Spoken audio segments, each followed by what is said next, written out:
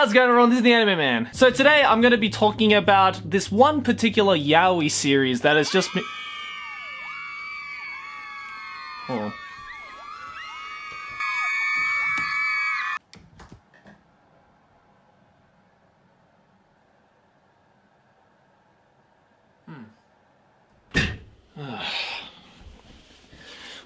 Anyway, so as I was saying, there is this one Yaoi series... Shut up! Anyway, so today I'm going to be talking about this one particular Yaoi series that I have been looking at and reading for quite a while, pretty much ever since I first heard about it, but haven't made a video about it until now, after all the hype has died down. Great timing, my dude. Now, hold on a second, you might be thinking to yourself, Joey, aren't you a heterosexual male? You have a girlfriend, don't you? Don't you have one of those massively manly penises that men have? Well, to answer your questions, yes, and thank you. But I'm gonna say something right now that may shock a lot of you guys and may lead to a lot of you guys speaking some conspiracy theories, but come closer. Come closer. Guys can like yaoi too. If you've been watching me for a long time, then you would know that I've actually done a few videos on yaoi in the past, which for some reason is a topic that a lot of other anitubers seem to avoid. Honestly, don't know why. Maybe they're afraid of the fan base that they might accidentally offend, which in that case, I don't blame them. I'm shitting myself as we speak. But this one yaoi series that I'll be talking about today, which you can probably see in the title of this video, is not only a yaoi that, or BL, that has really been a massive influence on the BL and yaoi community to really be open about stuff even within the rest of the anime community, but is also a series that kind of just piqued my interest in one way or another. So I decided to give it a read over at today's sponsor, Lezen Comics, who offer hundreds of quality webcomics to read and enjoy at your very own disposal. Fucking nailed that segue. And came to the conclusion that, oh, this yaoi is actually really cool. And that yaoi series is none other than the king of BL manhwa itself, Killing Stalking. Now look, ladies, let's just say that I probably know how you're reacting right now. Most of you are probably screaming into your pillow, your blanket, your arm, your Todoroki Dakimakura, just from the sheer excitement of hearing those two elusive words escape from between my lips. And I appreciate that a lot, but I actually have in this video more of a thing to say to the gentlemen watching this video. So gents, come hither. Now look, gents, I understand that there's probably not many of you left watching this video. I mean, there was probably not many of you who clicked on this video to begin with, but I can guess fairly well that what you're thinking to yourself is, Joey, my man, did you just say that a BL yaoi series was good? I'm really starting to doubt your sexuality, my man. You have some serious explaining to do. I'm glad you guys asked, because that's exactly what I plan to do in this video. So, for those of you who don't know what Killing Stalking is, it's a BL manhwa starring main characters Yunbum and Oh Sang-woo. Yunbum is this weak, thin, girly type of guy who is madly obsessed with Sang-woo, while Sang-woo is an outwards loved, inwards insane serial killer who tries to keep Yunbum captive, but also starts to develop weird feelings for his captive, like some kind of ass-backwards Stockholm syndrome. So as you can see, and probably already know if you're familiar with the series, right off the bat we can see that there is a BL yaoi relationship happening with the two main characters, and oh man, let me tell you, Killing Stalking does everything that it can to keep reminding you that it is in fact a BL yaoi. I mean, why do you think the girls are just so fucking obsessed over it? Even my girlfriend is head over heels for this shit. But as the title of this video suggests, the more and more I continued to read Killing Stalking, the more I started to realize that this is no mere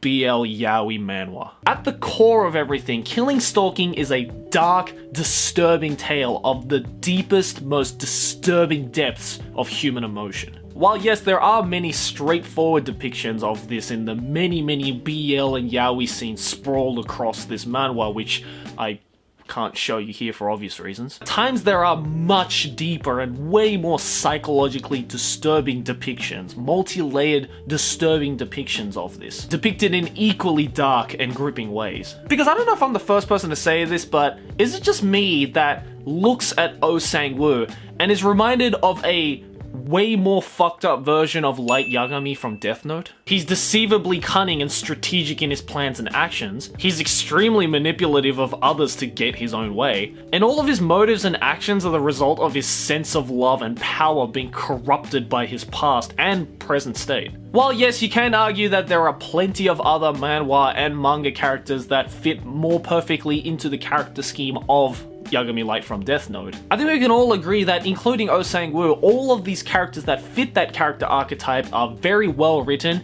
and also very two-sided. And while Yunbum, the other main character of Killing Stalking, is a completely different character on the surface level, I think that he also technically fits into the same character archetype. Yunbum is also a victim to this twisted view of love. He had so many chances of escaping from the murderous clutches of Sang-woo early in the series, but decided to stay as a result of his dark and brutal past with his uncle. And because the many fucked up scenarios that he experienced with Sang-woo corrupted his mind in more than one way. He starts to develop this strong sense of guilt, not only towards himself, but even towards Sang-woo, you know, the guy who tried to fuck him and kill him at the beginning of the series. Like, did we all just forget about that? And if you take an even closer look and you read even further, you can start to see that, in fact, all prominent characters in Killing Stalking all fit into the same character archetype in one way or another. Yang Sungbei, the investigator, is torn between the situation he's stuck in with his superiors, but his past and present situation is making him bust out the scales of justice and dictate the worth of his own love for justice versus the corrupted versions of justice he's faced with within his everyday life. And even Ming Jun saw herself stuck between the powers of inner and outer beauty, not just within herself, but even within Sang-woo, who she falls in love with for a short moment of time. As you can see, all the characters in this series are cleverly constructed around this one central theme that encompasses the entire series: